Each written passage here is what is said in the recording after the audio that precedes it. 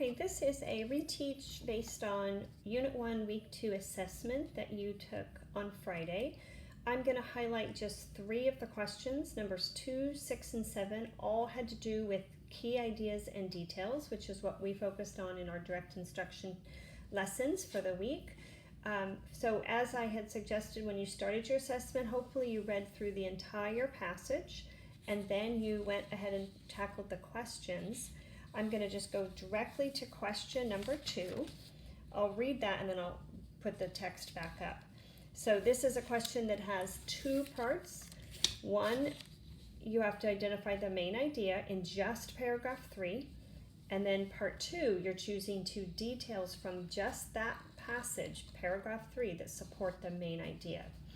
So when we read this passage, what is the main idea? One of the things I hope you did was you eliminated some answers. So again, we're only worrying about paragraph 3. Let's look at our choices.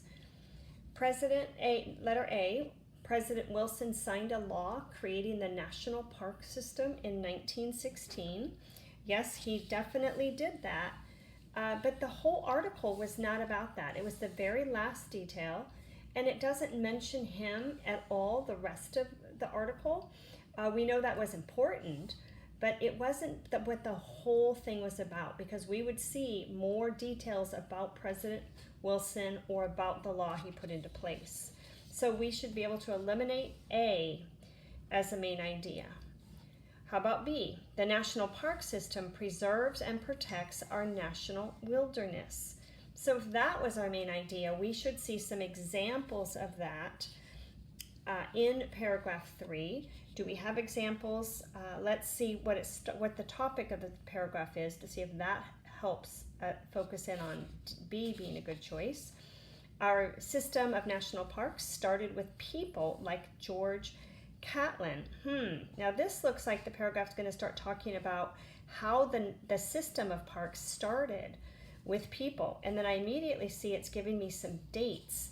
I see lots of dates in order. So let me go back to B. It's not going to be just about the purpose, because the main idea is about how it got started with people, and choice B doesn't talk about people, and it doesn't tell us how it changed or how it went over time. So I can eliminate choice B. C. Many people over the years contributed to the founding of the National Park System. Oh, there's a key word, many people. Does this passage talk about many people? Let's go back and check.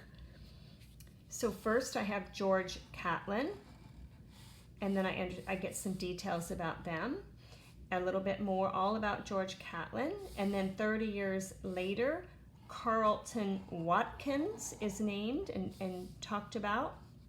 And then a little farther down, I see John Muir as the 3rd person. And then look, there's even 2 more.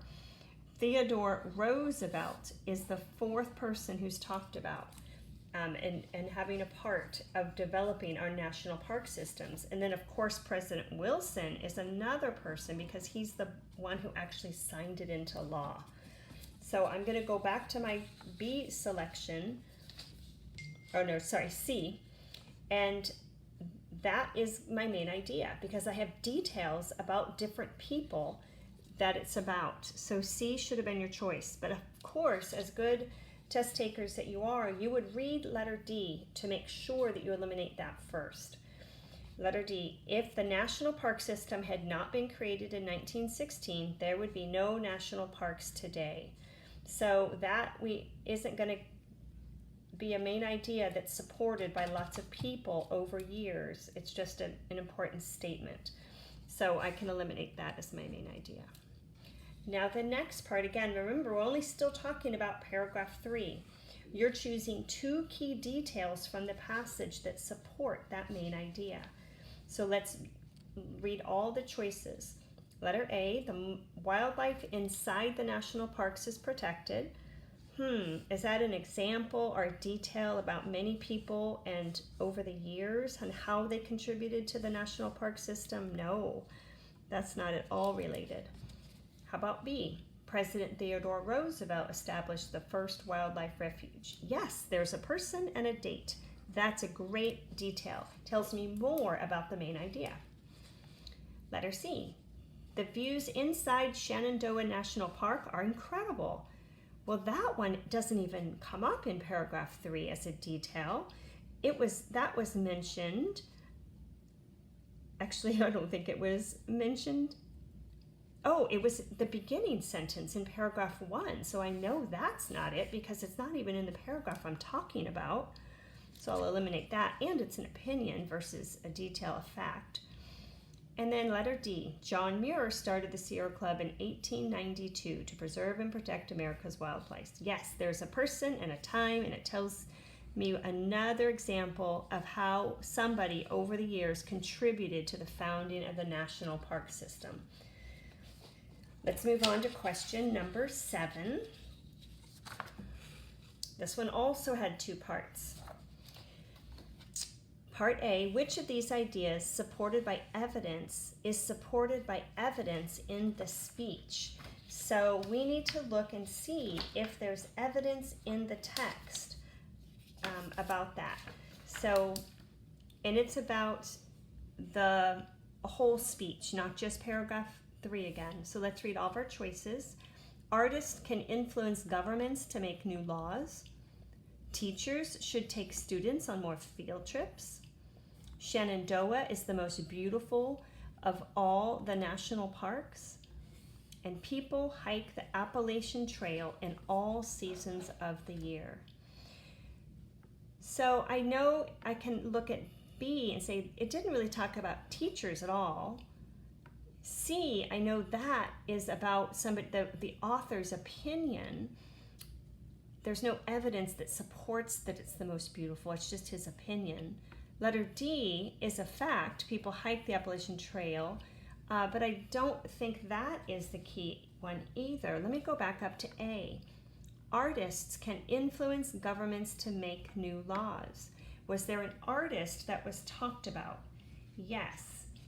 We have an artist in the 3rd paragraph, and actually the evidence came out of that same paragraph where it talks about George Catlin. He painted hundreds of stunning American portraits and Western landscapes. So let me verify that that's going to be the answer to the question. Which of these ideas is supported by evidence in this speech? Artists can influence governments to make new laws. Yes, George Catlin was an artist and he influenced the laws. There's a whole bunch here talked about it, and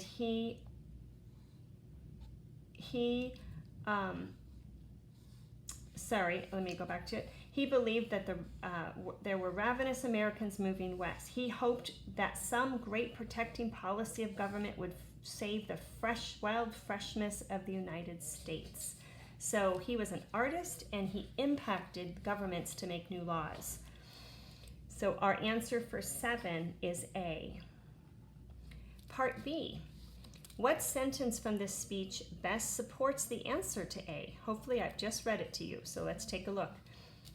Driving through the Blue Ridge Mountains felt like driving through. Nope, that's that opinion again. I'm going to rule that one out. B. These places have been protected because of their beauty and geography. No, that doesn't tell me about the artists that influenced government. C. About 30 years later, Carleton Watkins' dramatic photographs of the California landscape inspired Congress to take ownership. Oh, do you see what Mrs. Holmes just did? I attributed A, artist, to be about George Catlin. And did you see how I kind of brushed over and I was looking to kind of justify it? And I didn't read far enough because it was actually the next artist, Carleton Watkins, and his dramatic photographs. Photographers are artists.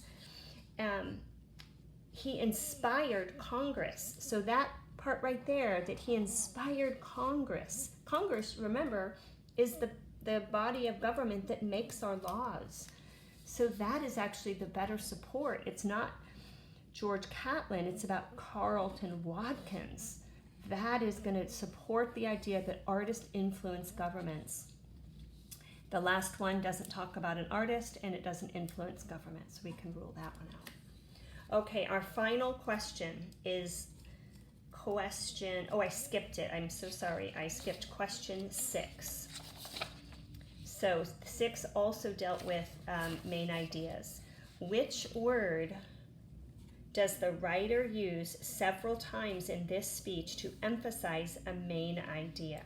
So this one, you could literally, it takes a little time, but you would kind of scan back through and see, is the word gift used over and over?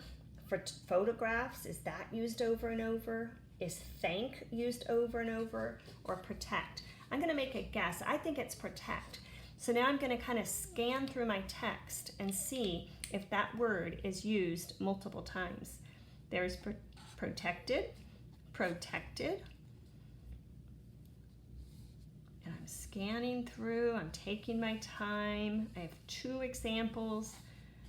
I think if I found a third one, that would actually really solidify my answer. There it is, protect.